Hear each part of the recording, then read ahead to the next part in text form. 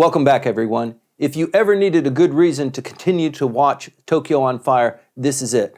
Things that are happening at a tectonic level that we have never seen before in Japanese politics. Specifically, the opposition parties have formed a coalition in light of the upper house election that's just coming down the path. Michael, you're watching this too.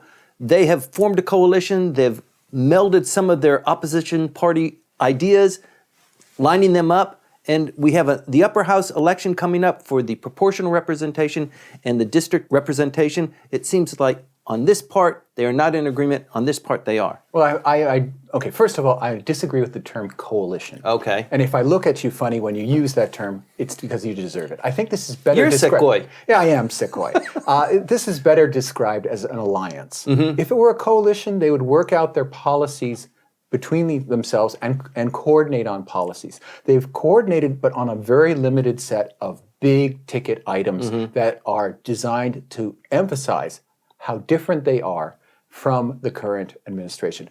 As for the totality, their manifestos, those are very different documents. And in fact, whereas the communists have put out a very detailed and very public manifesto, this is for the things we are for, the DPJ yesterday very quietly, very, very carefully said, here is ours, and just has completely left it. Mm-hmm. They have a list of policies and they contradict those of the communists, but they want to emphasize 7 areas where these alliance members are in agreement. They're not a coalition. They're not going to take over government. In fact, the DP members make it very clear that they are not. This is for election purposes. This is for election purposes. We are not forming an opposition government with the communists. Right. And they've been emphasizing that from day one. Okay, which is why on the proportional representation districts, they're really not quite in agreement. That's right. Each party is running within the proportional vote on its own merits. Mm-hmm. And that's fine. They've coordinated on the districts because in the districts, if they set up candidates, those candidates would cancel each other out and the LDP candidate would win. In the proportional, it's based on party votes, and the persons who are elected on the proportional list are based on a proportion of the total vote of the country. How about this, Michael? The way that the seats are divided and how they are voted upon, it's kind of complicated. Let's devote an episode today on talking about how that election is run, but let's focus now on what are the areas that the opposition parties have kind of said, yes, we can agree, these other ones we're going to swallow hard and maybe not talk very loudly about. Okay, there are 7 major areas where they have coordinated their policies. Okay, the first has to do with Mr. Abe's favorite subject, well, the one that he'd like to talk about the most, which is revising the Constitution. Mm-hmm. The LDP is for it. The Komeito, interestingly, is not endorsing it in this particular election. But the opposition alliance all are on the same page saying no revision of the Constitution, especially as during this time period when Abe is prime minister. Mm-hmm. No way. The second issue that they agree on is that last year's security legislation is unconstitutional and that it must be revoked. That's number 2. Number 3 has to do with nuclear power. The current Abe administration is for restarting nuclear power and having nuclear power as a fundamental part of Japan's power base. Mm-hmm. That base power has that as part of its mix. The opposition says, some are for restarts, some are not, but they all agree that phase it out over a reasonable lifespan, and that is not a permanent fixture. Mom and apple pie. That's something we can all vote on. We can all vote. We can all say that eventually there are going to be 0 operating nuclear power plants. They agree on that, and then they agree on some other minor issues that people maybe outside of Japan might not understand are really crucial. Right. One of them is, interestingly, raising the pay of daycare workers. You'd think that's a national issue. Yes, it is, and it's very important. And they agree specifically on the real problem is not, as womenomics, as Mr. Abe and his people have said, that we don't have enough spaces. The fact is that we don't have enough people who are willing to accept the long hours and incredibly low pay for daycare either for children or for the elderly. It's a miserable job that is underpaid. We fix the payment issue first, and the market will take care of itself, is a view of the opposition. And a lot of really intelligent people agree with them who are specialists in this area. Another area where the alliance agrees is that Japan's education system, which is the stepping stone into getting into the elite, currently has a huge barrier against people who do not have financial stability, in that they have scholarships, but they're not grants, they're loans. And the paying back of loans has proven to be, just as it is in the United States, a tremendous burden upon the persons who take it on. And what the opposition says is that these should be grants.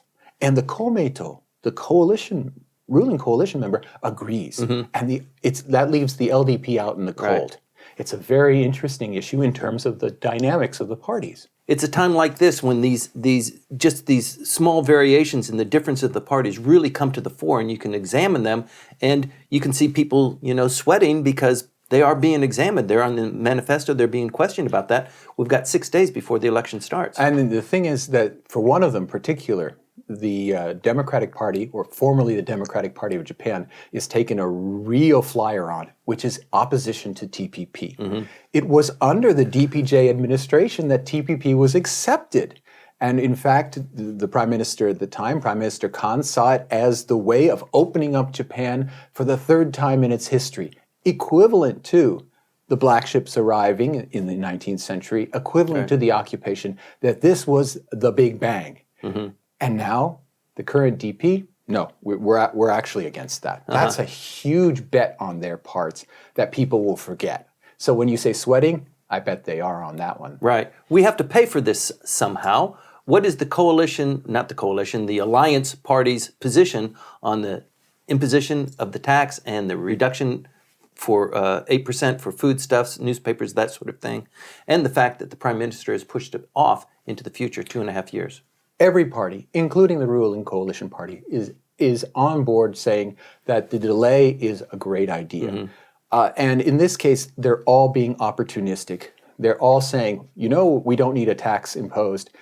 Gosh, doesn't that make you want to like us? And of course, they're playing the electorate for fools, saying, we cut the taxes. No, you didn't. You just delayed imposing one. And at some point, all these debts will have to be paid by somebody in some way. Right. And the thing is about the consumption tax, everybody talks about the way it suppresses consumption for a short period of time. Nevertheless, in terms of the financing of the government, it is the best tax.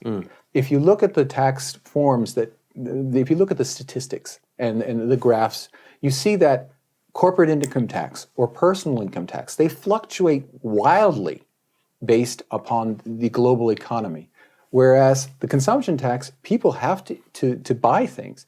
The consumption tax is a steady source of income. And so for a person who's trying to actually fundamentally pay for what the government does, a consumption tax, or in Europe they have the VATs, these are actually extremely important and stable means of getting government revenue. So by saying that they're against the rising of the consumption tax, they're putting off until tomorrow things that should be done today, and they're also being facetious because it has to be paid for some way, and this is the best way to pay for it. Well, some astute participants at the political process do acknowledge that it has to be paid for, and how are we going to pay for these other social services that are not going to be taken care of by an increase in the consumption tax? And I think those kinds of positions will be, pretty carefully examined. Well, one of the things about that daycare center rise that I spoke of, that would be paid for normally out of the raising of the consumption tax. In fact, everything that had to do with all the wonderful things that of the second set of third arrows of Abenomics, that was all paid for out of what was going to be the rise in the consumption tax. So when the government starts talking about how Abenomics, okay, it hasn't worked so far, but it'll work in the future, they are just simply glossing over that fact that we have all these proposals, and you can't imagine how many different kinds of wonderful proposals they have. None of it is funded. There's a lot of furious activity going on right now. We've got 6 days before the election starts. Only one manifesto has been published and kind of quietly pushed out for the into DP. All the right? minor parties, because they want to get on the news, have put out their manifestos, but who cares about them? They're not going to be doing anything in terms of policy. No one is going to implement the policy of Nihon Kokoro Party or the policy of the Socialist Party or even the Communists, despite the fact they have the ability to submit legislation. Nobody's going to do anything on that. The two main parties, they have manifestos, but they're not going to emphasize it in this election. Instead, the Abe side, the LDP, has been emphasizing two things. One is fear-mongering, which is, look at the opposition, they're working with the communists. And we saw that going back several weeks ago when they brought up this fact that the communists are still on the violence watch list, right? So this idea that the communists are evil and therefore DP has joined its hand with the black hand of evil. The fact that the LDP in its time has joined hands with parties that were ostensibly enemies to it is being glossed over. It joined hands with the socialists to form a coalition. It joined hands with the Komeito. These are things that they have done in the past. They have been absolutely pushing the communists are taking over the line. Right. That's one. The other thing is that Abenomics just takes a matter of time, and we're just not there. We're not there yet. So don't change horses in midstream. Stay the course. Stay the course, have more babies. And the thing is that's selling well. We looked at the latest set of polls. So, Kyodo sees some movement away from the cabinet, but NHK in its most recent poll found support for the cabinet rising, and the difference between the parties, the difference between the LDP and the DP, the number of voters, the percentage of voters who are supporting either of those two parties, it's 5-1 in favor of the LDP. 5-1 going into an election that's going to happen in just a few weeks' time. Right. That looks disastrous. So we really have to be focusing on the joint candidates because that's where the line can be drawn. Proportional vote, the LDP is going to just absolutely crush the opposition. So it's in these single districts and these policies that they have joined together to jointly promote. That's where the interest lies, and that's where the politics is going to happen. The election campaigns start on June 22nd. What do you expect is going to happen between today when we're filming until, our next upload of this podcast will be in 1 week's time. So there's a lot of wiggle room there. What do you think is going to happen before they cut it and hit the streets? We don't know. We've had a lot of explosions this year so far, starting with the Amari scandal, which have thrown all kinds of spanners into the works in terms of the legislative calendar, in terms of the planning that the LDP has done for the House of Councilors. And at the end of all of this, of all these tremendous and weird things happening, and which is why when you ask me what's going to happen in a week's time, Who knows? I don't know. But does it matter is the question. And in this case, with the LDP so far ahead in terms of support at this stage, there's no way to move the numbers in a significant way.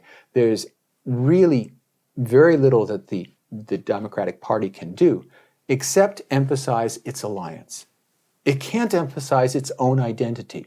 It has to say, we're together. We have these issues. And there are a few more that you could point out. The most important one in terms of U.S.-Japan relations is agreement that the Futenma move is off. Right. That there cannot be a Futenma replacement facility at Henoko. Let's just freeze it. Let's just freeze that. Well, let's have a discussion on the whole issue of what the hell are they doing there in the first place? And that the murders and the recent traffic accident that have led to the very strange and amazing ban nationwide by the Navy on alcohol consumption.